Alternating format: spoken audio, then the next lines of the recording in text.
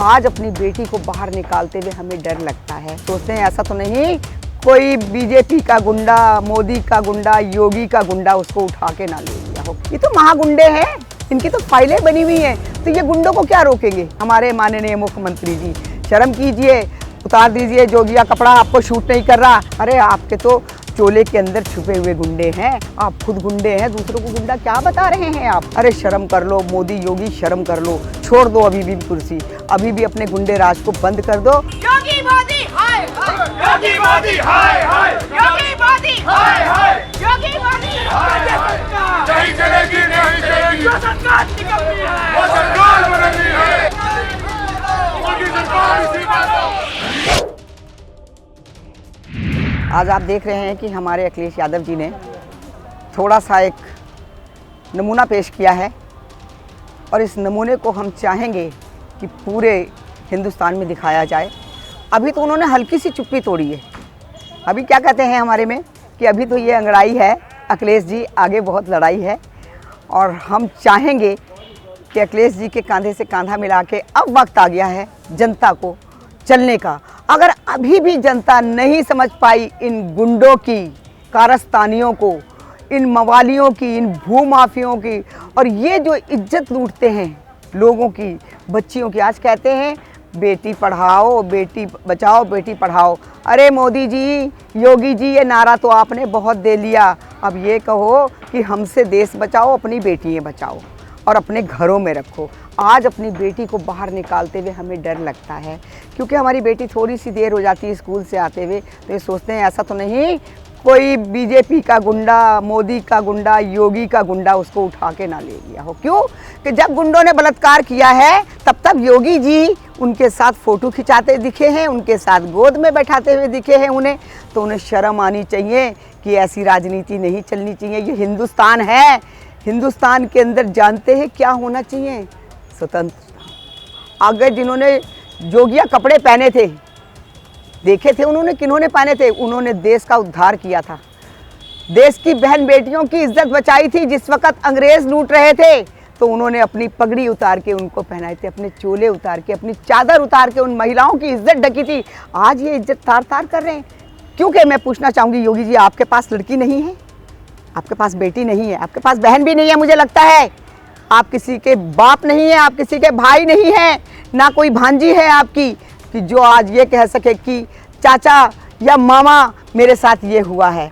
मोदी जी आप भी शर्म कीजिए, ऐसे लोगों को आपने सरकार दी है ना कि जिनको आती ही नहीं सरकार चलानी। आ जाइए गोरखपुर में, उठाइए इनका इतिहास योगी जी का। ये तो महागुंडे हैं, इनकी तो फाइलें बनी हुई हैं, तो ये गुंडों को क्या रोकेंगे।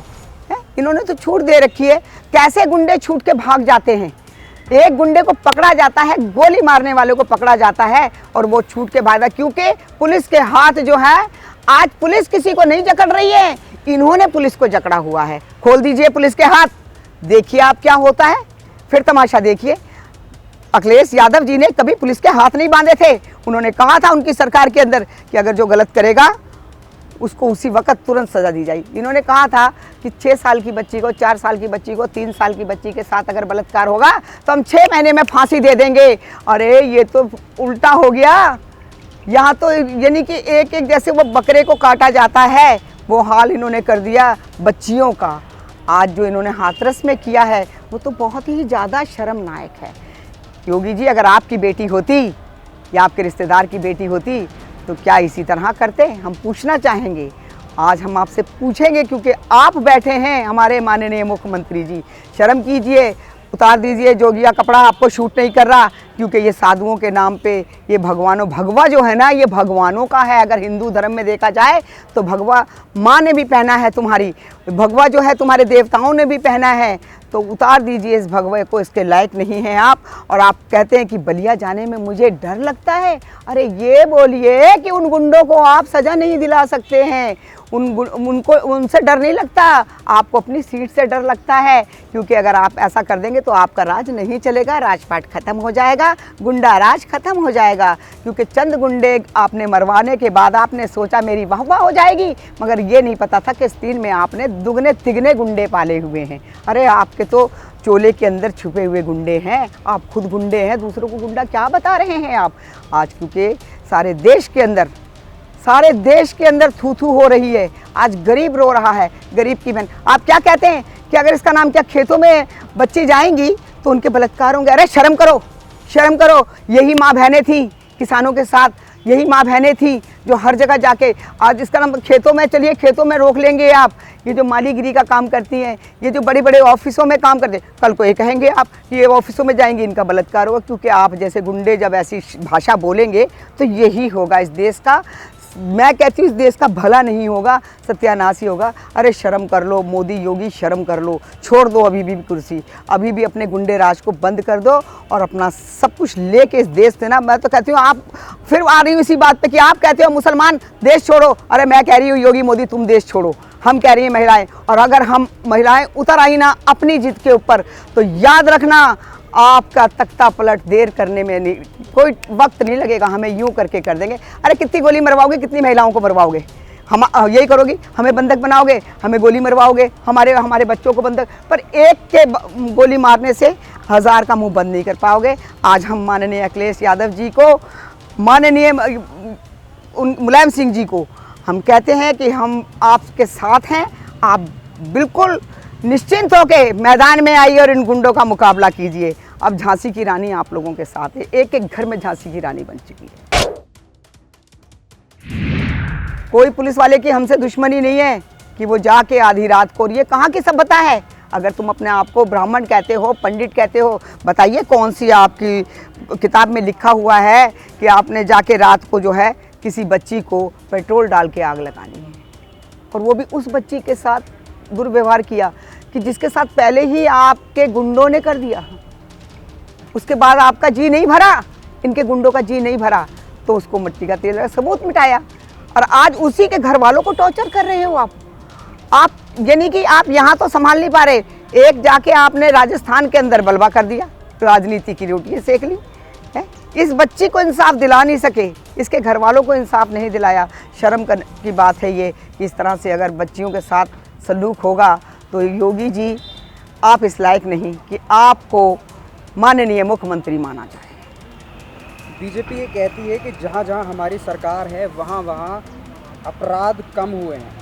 क्या ये अपराध कम हुए या फिर अपराध रिकॉर्ड कम हुए? आप ऐसा कीजिए, आप हर चैनल पे आजकल दिखा रहे हैं कि 2015 में कितना था, 2016 में कितना आया, 2017 में, 18 में, 19 में, 20 में, अभी तो 20 का पूरा एंड भी नहीं हुआ है।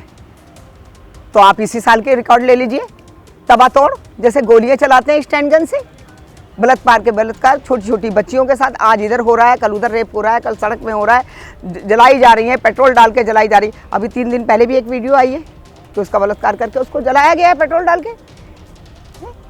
तो ये बताइए कि कम हुआ है? इसके अंदर अगर हम पुलिस को गलत ठहराए ना तो शायद गलत कहीं हम होंगे, क्योंकि जब तक पुलिस के ऊपर दबाव नहीं आएगा ना तो पुलिस कभी भी ये काम नहीं करेगी। क्योंकि अपने तरीके से पुलिस एक डंडा भी किसी को नहीं मार सकती। पुलिस भी इस तक पे यानी कि बेजान पत्थर है, ना वो अपनी जगह से खसक सकते हैं ना वो कुछ बोल सकते हैं। आज तमाशबीन बने हुए हैं, हाथ कहीं ना कहीं बंधे हुए हैं। उन्हें क्या मिलेगा सबूत मिटाने के? उनको क्या मिलेगा? उनकी वर्दियां उतरेंगी, उनके ऊपर लांछन लगाए जाएंगे। आज लांछन किसके ऊपर लगे? वो डीएम को क्यों नहीं हटाया?